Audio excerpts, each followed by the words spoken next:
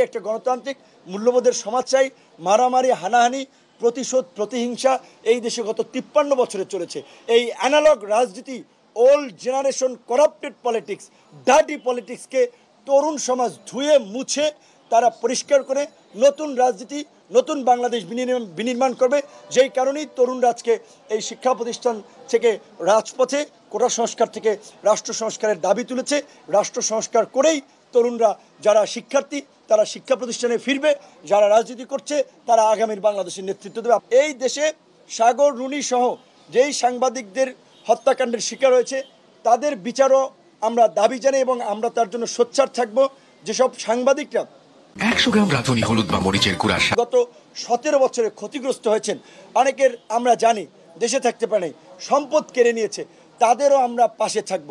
এবং আপনাদের প্রতি একটা অনুরোধ থাকবে, এই ফ্রিডমের জন্য, আপনাদের পেশার জন্য আপনাদেরকে লড়াই করতে হবে, আমরা পাশে থাকব। এবং আমরা যে গণতন্ত্রের জন্য লড়াই করছি সেই লড়াইয়ে নাগরিক হিসেবে আপনারা পাশে থাকবেন।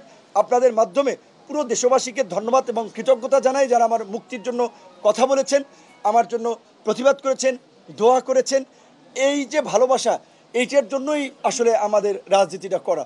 সো এই ভালোবাসাই আমরা মানুষের কাছে চাই এবং আমরা এই সম্প্রীতি, আগামী শুক্রবার এই সম্প্রীতি সমাবেশ করার মধ্যে দিয়ে আমরা জেলায় জেলায়ও জাতীয় ঐক্য এবং সম্প্রীতি প্রতিষ্ঠার জন্য জেলায় জেলায় আমরা সফর করব। আমরা আমাদের নেতাকর্মী সহ সব দলের নেতাকর্মীদেরকে আবারও শান্ত থাকার অনুরোধ জানাই। বিশেষ করে একটা কথা বিশেষভাবে উল্লেখ করা দরকার, হামলা হয়েছে মাশরাফির বাড়িতে, সেটা অনাকাঙ্ক্ষিত, আমরা নিন্দা জানাই। কিন্তু প্রচার করা হচ্ছে যে সংখ্যালঘু লিটন দাস।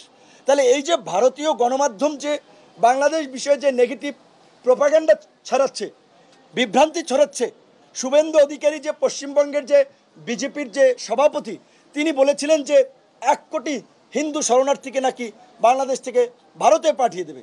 কোন কুলাঙ্গার এই দেশের একজন সংখ্যালঘুকে ভারতে পাঠাবে?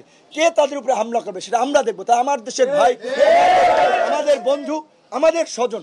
বরঞ্চ আমরা যেটা তথ্য পাচ্ছি, এখানে আওয়ামী লীগাররা, দেশের যাই চেলা চামুন্ডা লেসপেন্সাররা আছে, তারা এবং ভারতীয় গোয়েন্দা সংস্থা রয়ের ষড়যন্ত্রে বিভিন্ন জায়গায় এই সংখ্যালঘুদের উপরে হামলা হচ্ছে এবং এই ঘটনাকে বিশ্ব মিডিয়ায় প্রচার করার জন্য যে এই যে বাংলাদেশে মৌলবাদের উত্থান হচ্ছে, উগ্রবাদীরা রাষ্ট্র ক্ষমতা দখল করছে, সেখানে সংখ্যালঘুরা নিরাপদ দেয়। কিন্তু আমি বিএনপি, জামাত, গণ অধিকার পরিষদ সহ সকল রাজনৈতিক দলকে অনুরোধ করব, যেই যে এলাকায় সংখ্যালঘুরা আছে আপনারা তাদের সহ একটা কমিটি করে তাদের ঘর বাড়ি সম্পদ আপনারা